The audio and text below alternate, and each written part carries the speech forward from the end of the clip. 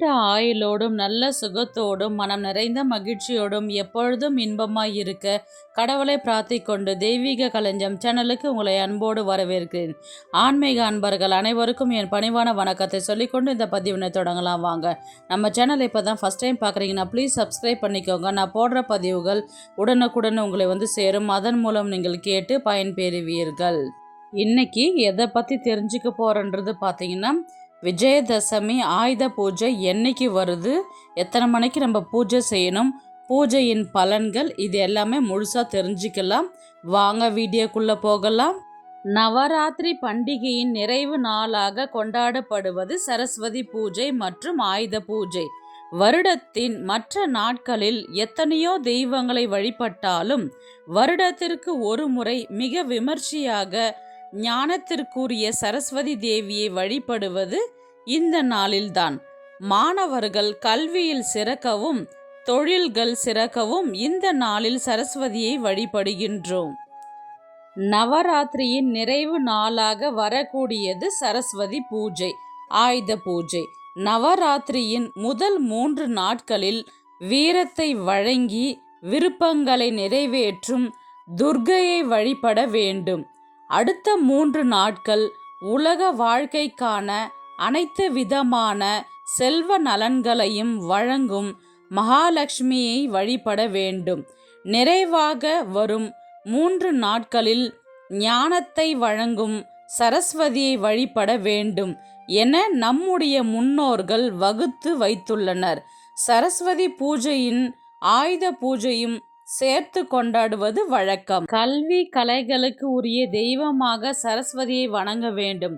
படிக்கும் குழந்தைகள் மட்டும்தான் சரஸ்வதியை வழிபட வேண்டும் என்று நினைக்கின்றனர்.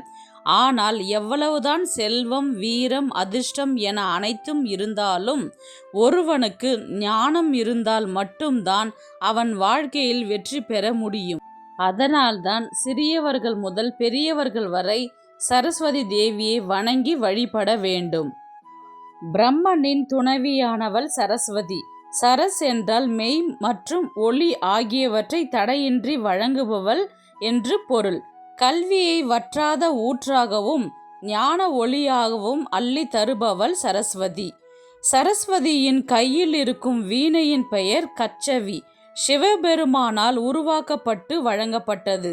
வீணா தட்சிணாமூர்த்தியாக இருந்து நாரதர் முதலியானவர்களுக்கு இசை நுணுக்கங்களை உபதேசித்த பிறகு ஈஸ்வரன் தனது சகோதரியான கலைவாணிக்கு அளித்ததாக ஐதீகம்.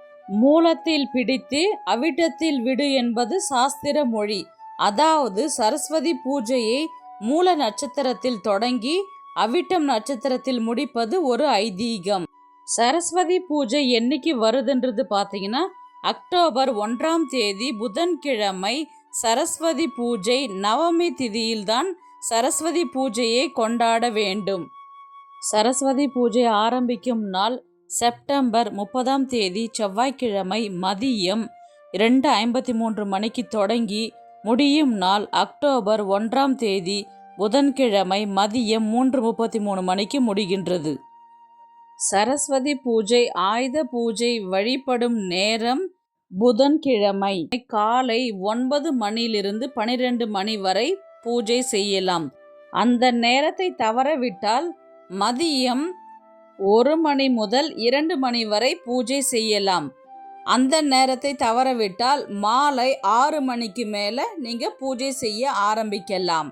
விஜயதசமி அன்றுதான் குழந்தைகளை பள்ளியில் சேர்ப்பது, வித்யாரம் செய்து வைப்பதை வழக்கமாக வைத்துள்ளார்கள்.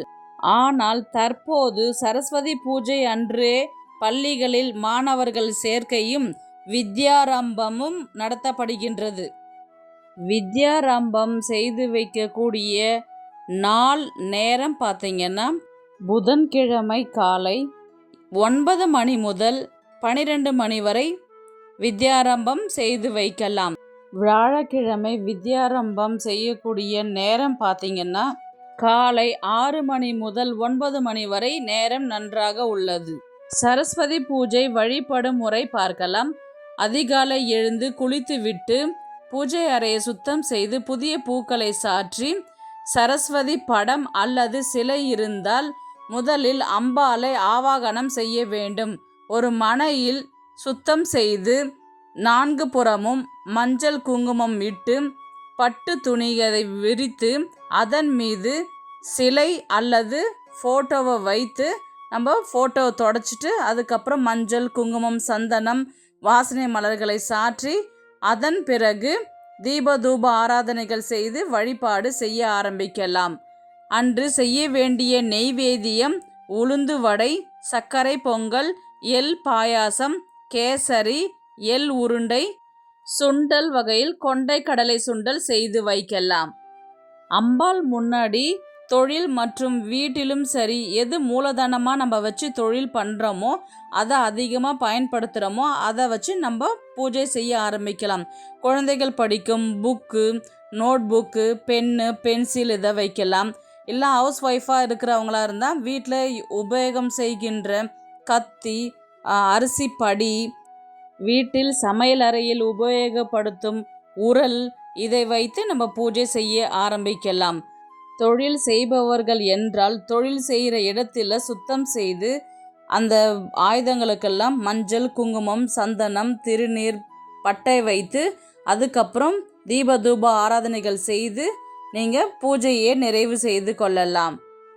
விஜயதசமி பூஜை முறை பார்க்கலாம். அன்றைய தினம் தொடங்கும் எல்லா சுபகாரியங்களும் வெற்றி மீது வெற்றி பெறும். ஒரு மனிதன் உடல் வளர்ச்சிக்கு வலிமையும் வளமான வாழ்க்கைக்கு செல்வமும் கல்வியும் மிகவும் அவசியம்.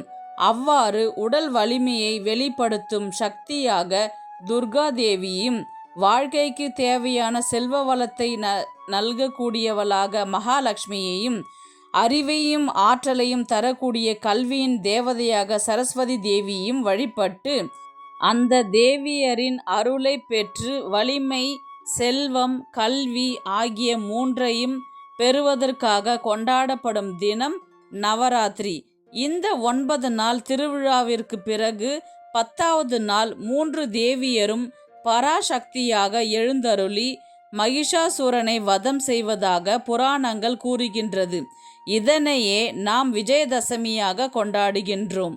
9வது நாளான நவமி திதியில் மகிஷாசுரனை வதம் செய்து வெற்றி திருமகளாக அன்னையை போற்றும் விதமாக விஜயதசமி தினம் கொண்டாடப்படுகின்றது.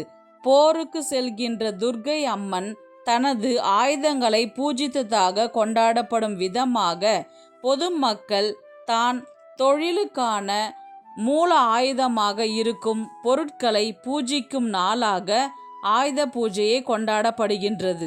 கல்வியுடன் கலைகளுக்கும் உரியவர் சரஸ்வதி. ஆயுத பூஜை நவராத்திரி விழாவின் நிறைவு பகுதியாக உள்ளது. கல்வியும் நாம் செய்யும் தொழிலே நம்மை வாழ வைக்கும் தெய்வங்கள் என்பதை உணர்த்தும் இந்த விழா கொண்டாடப்படுகின்றது. வாழ்வில் நம் உயர்விற்கு உதவும் ஆயுதங்களை போற்றும் விதமாக பொருட்களை பாவித்து வணங்குவது வழக்கம். ஆயுத பூஜை அன்று உங்கள் தொழிலுக்கு ஏற்ற கருவிகள், இயந்திரங்கள், ஆயுதங்கள், இசைக்கருவிகள் போன்ற பொருட்களை நன்கு சுத்தப்படுத்தி பூஜை செய்வார்கள். பிறகு எடுத்து தொழிலுக்கு பயன்படுத்த வேண்டும். ஆயுத பூஜை வழிபடும் முறை. ஆயுத பூஜை அன்று நம் தொழிலுக்காக கல்விக்காக ஆயுதங்களை அன்னையின் முன்பு வைக்க வேண்டும். அவ்வாறு தொழில் செய்யும் இடங்களில் உள்ள பொருட்களை வைத்து பூஜை செய்ய வேண்டும். முதலில் அந்த பொருட்களை தண்ணீரால் கழுவிக்கொண்டு பிறகு மஞ்சள், சந்தனம், குங்குமம் வைக்க வேண்டும். மாணவர்கள் தங்கள் புத்தகங்களை படிப்பு சம்பந்தப்பட்ட உபகரணங்களில் திலகமிடுவது அவசியம். பின்னர் நாம் தொழில் செய்யும் இடத்தை சுத்தம் செய்து அலங்காரம் செய்து வாழை இலை போட்டு படையிலிட்டு ஆயுதங்களை துர்க்கை அன்னை முன் எல்லாவற்றையும் சமர்ப்பிக்க வேண்டும். பின்னர் தேவியின் கீர்த்தனைகள் பாடி தீபதூப ஆராதனைகள் செய்து பூஜையை நிறைவு செய்ய வேண்டும். நாம் தொழில் செய்யும் இடத்தில் பணிபுரியும் தொழிலாளர்களுக்கு அன்றைய தினம் நம்மால் முடிந்த சலுகைகளை செய்ய வேண்டும். இதனால் அவர்கள் மன திருப்தியை சந்தோஷமும் அடைவார்கள். இவ்வாறு செய்தால் நமது தொழில் மேலோங்கி செல்லும். மேலும் அன்றைய தினம் வீட்டில் உள்ள அனைத்து வாகனங்களுக்கும் வாகன பூஜை செய்வது அவசியம். பயன்பாட்டில் உள்ள அனைத்து வகையான வாகனங்களுக்கும் வெண்பூசணி, மாலைகள், மா இலைகள் மற்றும் வாழைக்கன்றுகள் அலங்கரிக்கப்பட்டு வழிபாடு செய்ய வேண்டும். பூஜையின் முக்கியமான பூசணிக்காயை கொண்டு சுற்றி போட்டு வாகனத்திற்கு முன்பு உடைக்க வேண்டும். அதனுடன் தேங்காய் மற்றும் எலுமிச்சம்பழத்தையும் சேர்த்து உபயோகம் செய்யலாம். இதனால் தீமைகளும் திருஷ்டிகளும் கழியும் என்பது நம்பிக்கை. இந்த 10 நாட்கள் பூஜை செய்து அன்னையை வழிபட்டால் நம்முள் இருக்கும் தீய எண்ணங்கள் அழிந்து நன்மைகள் நடைபெறும் என்பது நம்பிக்கை. எனவே நாமும் சிறப்பு வாய்ந்த இந்த நவராத்திரி காலங்களில் அன்னையை வழிபட்டு அவரின் பரிபூர்ண அருளை பெறுவோமாக. ஆயுத பூஜை விஜயதசமி அன்று நம்ம பூஜை செய்தால் கிடைக்கக்கூடிய பலன்கள் பார்த்தீங்கன்னா, கண் திருஷ்டி நீங்கும், தொழிலில் முன்னேற்றம் அடைவார்கள், செல்வம் சேர்ந்து கொண்டே இருக்கும். தொழில் செய்யும் இடத்தில் நாம் தினமும் பூஜை செய்வதன் மூலம் அனைத்து விதமான செல்வ நலங்களும் நமக்கு கிடைக்கும்.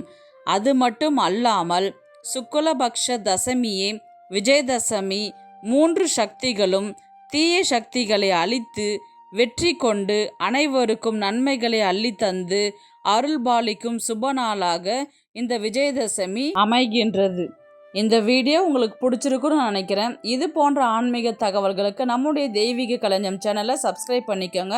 நெக்ஸ்ட் ஒரு நல்ல பதிவில் சந்திக்கலாம். உங்களிடமிருந்து விடைபெறுவது உங்கள் புனிதவதி.